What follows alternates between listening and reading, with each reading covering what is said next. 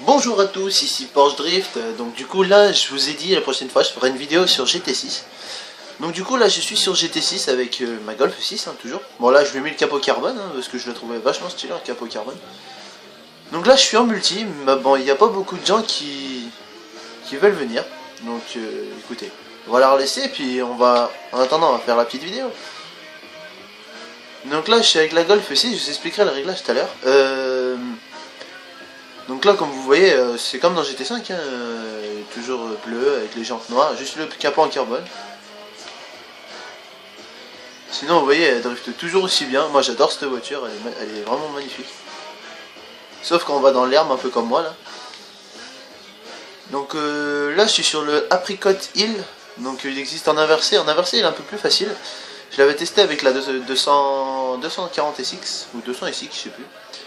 Donc je l'avais essayé et puis en inversé c'est vrai qu'il est assez intéressant. Moi j'ai choisi de le faire en normal parce que bah, j'avais envie. Juste une envie comme ça, voilà. J'avais envie de le faire.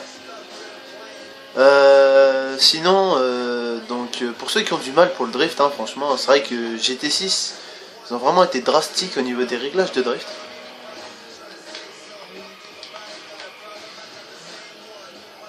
Là moi j'ai réussi à régler la mienne, mais vous voyez c'est pas encore tout à fait ça quoi. Elle drift hein, mais faut pas rêver trop vite hein. Donc je sais pas si vous entendez, hein, j'ai mis une petite musique là. En hommage à Paul Walker qui nous a un peu quittés.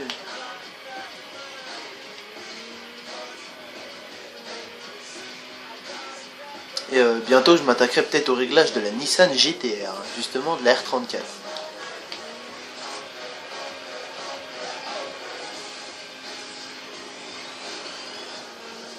Donc là je vais finir mon tour et puis je vais vous montrer vite fait mon petit réglage sur la Golf.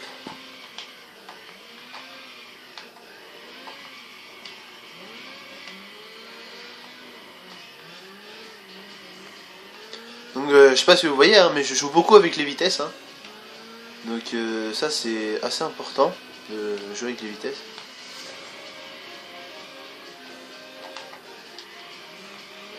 Est-ce que je vais le réussir ce virage?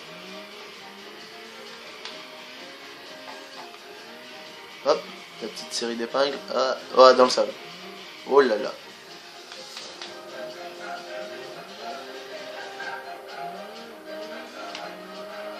Bon, on va vous montrer le réglage. Voilà. Dans GT5, je vous avais déjà montré le réglage.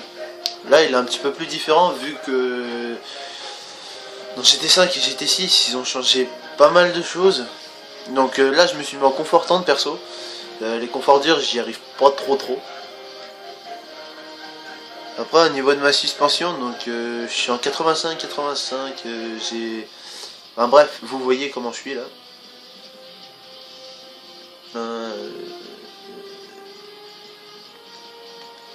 Et au niveau de la boîte, c'est vrai que le truc qui est con, c'est qu'on voit pas notre vitesse maximale, celle qu'on peut faire nous. Enfin, celle qu'on peut...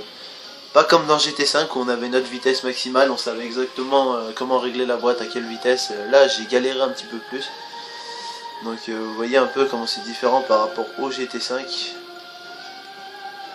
Mon DGL, comme je vous avais dit, moi sur GT5, j'étais en 60, 60 et 5. Là, je suis passé en 60, 50 et 5. Donc, comme quoi, voilà.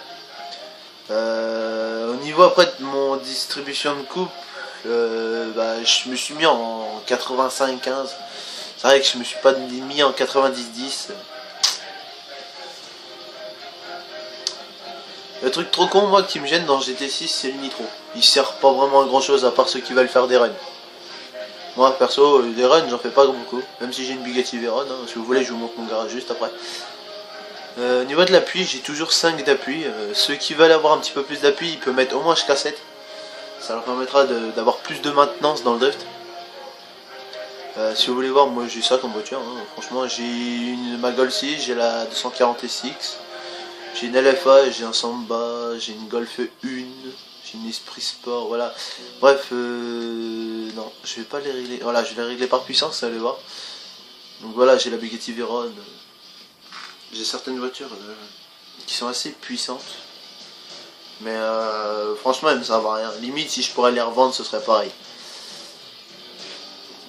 Donc voilà, donc j'espère que cette vidéo vous aura plu.